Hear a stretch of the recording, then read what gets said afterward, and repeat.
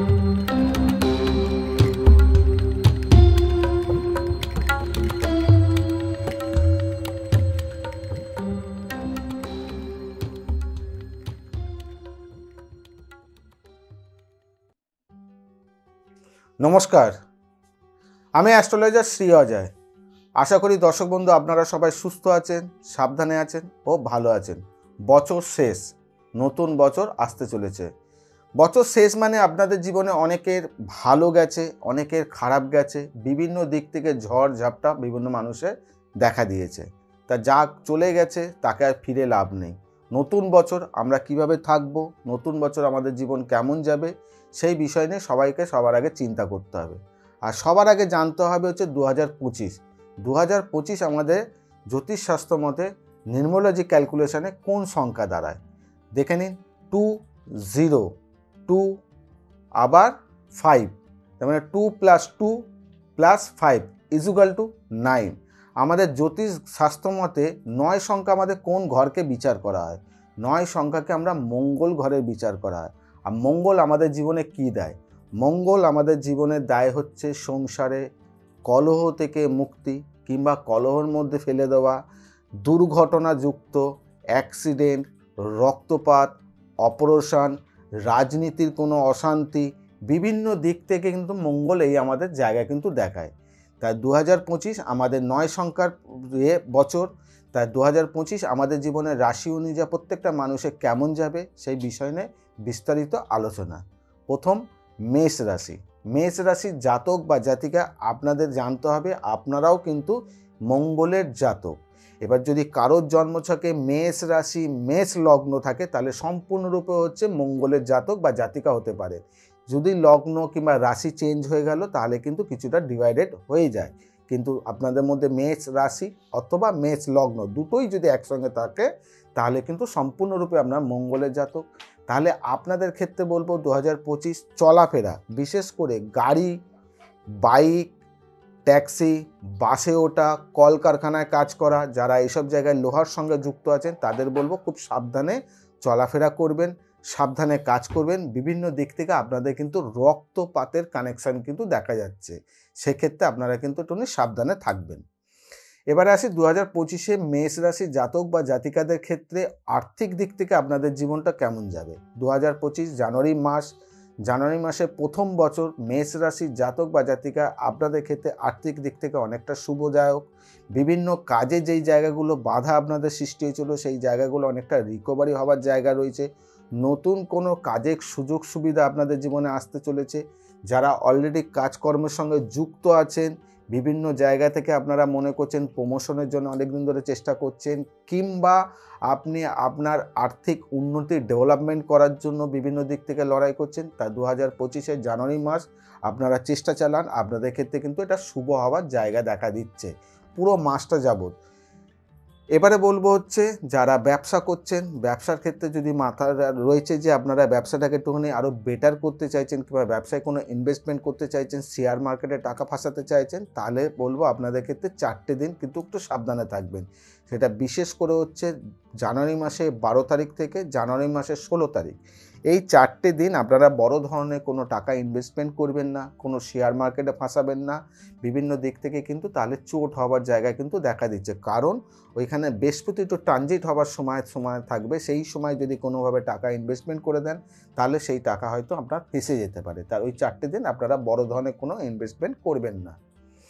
এবারে বলবো হচ্ছে যারা দাম্পত্য জীবনে রয়েছেন মেষ রাশির জাতক বা জাতিকা আপনাদের ক্ষেত্রে কিন্তু একটুখানি সাবধানে থাকার দরকার আছে। পরিবারের কোনো ব্যক্তি, বড় ব্যক্তি হসপিটালাইজড হতে পারে বিভিন্ন দিক থেকে, তার কারণে আপনার অর্থ ব্যয় হতে পারে। প্লাস পরিবারের মধ্যে কলহ, যারা মেষ রাশির জাতক বা জাতিকা বিবাহিত জীবনের মধ্যে রয়েছে আপনাদের কথাবার্তা, আপনাদের দাম্পত্য জীবনে একটু অশান্তির জায়গা দেখা দিচ্ছে, যার কারণে আপনাদের সম্পর্কের মধ্যে একটুখানি সমস্যা দেখা দেবে, যেটার কারণে কিন্তু আপনাদের সংসার জীবনে কিন্তু প্রচণ্ড পরিমাণে কষ্টের জায়গা। আপনারা যাই বলুন না কেন, দুজনের মধ্যে যদি রাগের কোনো জায়গা থাকে নিজেরা বসে একটু আলোচনা করে নেওয়া সিদ্ধান্ত নেবেন, তাহলে কিন্তু সমস্যাটা কিছুটা হলেও সমাধানের রাস্তা পাবেন। নাহলে ওটা জটিল হয়ে যাবে পরবর্তী সময়, অনেক দিনের জন্য এই সমস্যাটা কিন্তু আপনাদের জীবনে টানবে। এবারে আসি হচ্ছে যারা পড়াশোনা করছেন তাদের কেমন যাবে 2025।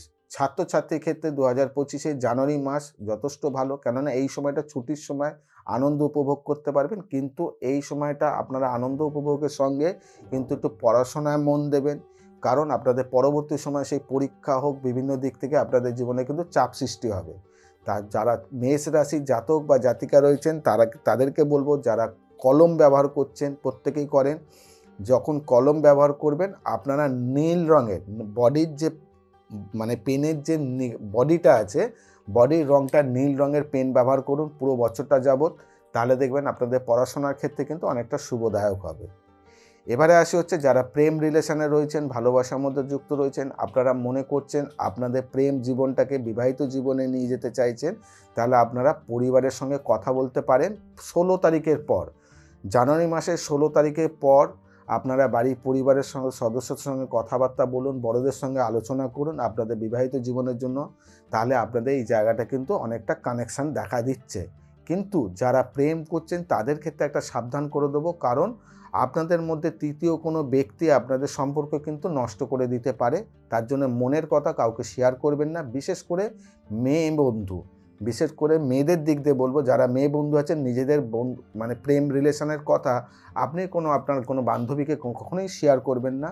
করলে পরে আপনাদের প্রেম রিলেশনের মধ্যে কোনো সমস্যা ওই বান্ধবী আপনাদের জীবনে কিন্তু এনে দেবে। তা অতএব এই জায়গাগুলো আপনারা একটুখানি সতর্ক থাকবেন।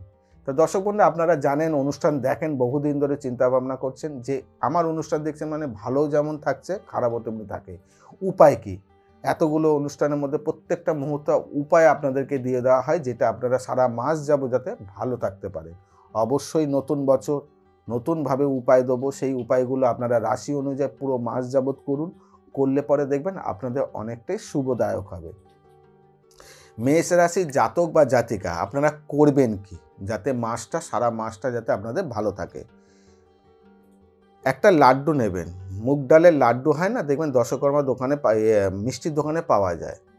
ওই লাড্ডু নেবেন, বৃহস্পতিবার দিনকে বাড়ির যে গৃহে লক্ষ্মী ঠাকুর আছে সেই লক্ষ্মী ঠাকুরের কাছে আপনি নিবেদন করবেন, করে নিজের মনস্কামনা জানাবেন। প্রতি বৃহস্পতিবার দিনকে ঘরের যে লক্ষ্মী ঠাকুর আছে তার প্রসাদ হিসাব মতন লাড্ডু নিবেদন করবেন। আর তার সঙ্গে করবেন, আপনি একটা হলুদ কোনো কাপড়ের টুকরো নেবেন, হলুদ কোনো কাপড়ের টুকরো নেবেন, সেই টুকরোর মধ্যে হলুদ কাপড়ের মধ্যে যে কোনো একটা কোণে, যে কোনো কাপড়টার কোণে ছুঁচ সুতো দিয়ে, লাল সুতো দিয়ে বেঁধে আপনি কোনো একটা কোণে 9 সংখ্যা লিখবেন, সেলাই করবেন, লেখাটা যেন 9 সংখ্যা হয়। ওইভাবে একটা হলুদ কাপড়ের মধ্যে একটা কোণের মধ্যে সুতো দিয়ে আপনি 9 সংখ্যা লিখে রাখুন। লিখে আপনি ওই কাপড়টা আপনার সঙ্গে সারাক্ষণ থাকবে, যে কোনো সময় কাজে বলুন, আপনার পার্সে বলুন, আপনি আজকে যেই জামা পরেছেন সেই সব রুমালের মতন রেখেছেন, আবার কালকে আপনি ওটাকে ব্যবহার করবেন অন্য জামা, সেখান থেকে বার করে অবশ্যই নিয়ে নেন, মিস করবেন না। আপনি একটা কাপড়ের ব্যবহার করেছেন, পরের দিন ভুলে গেছেন, এই কাজটা করবেন না। এভরি ডে আপনার কাছে যেন ওই কাপড়টা থাকে। দরকার পড়লে আপনি আপনার পার্সে রেখে দিন, আপনার কোনো গুপ্ত স্থানে রেখে দিন, যেটা আপনার জায়গা সবসময় আপনার কাছেই থাকে। এইভাবে আপনারা করুন, সারা মাস যাবৎ আপনাদের কাছে ওই হলুদ কাপড়টা থাকলে পরে আপনি দেখবেন রাস্তাঘাটে বিপদ আপদ বিভিন্ন দিক থেকে আপনি কিন্তু সমস্যা সমাধানের রাস্তা পেয়ে যাবেন। তা দর্শক বন্ধু, যদি মনে হয় আপনার কিছু বলার থাকবে, কিছু বলার আছে, তাহলে অবশ্যই কমেন্টস বক্সে গিয়ে কমেন্টস করুন, তার রিপ্লাই আপনারা পেয়ে যাবেন। তার সঙ্গে বলবো চ্যানেলটাকে অবশ্যই সাবস্ক্রাইব করবেন ও বেল বাটনটাকে প্রেস করে রাখবেন। আজকে এখানে বিদায় জানাই, তাই সবাইকে বলবো সুস্থ থাকবেন, সাবধানে থাকবেন, যেটা বারে বারে বলি, পজিটিভ চিন্তা করবেন, কোনো নেগেটিভ না, আর নিজেকে খুব আনন্দে রাখবেন। নমস্কার।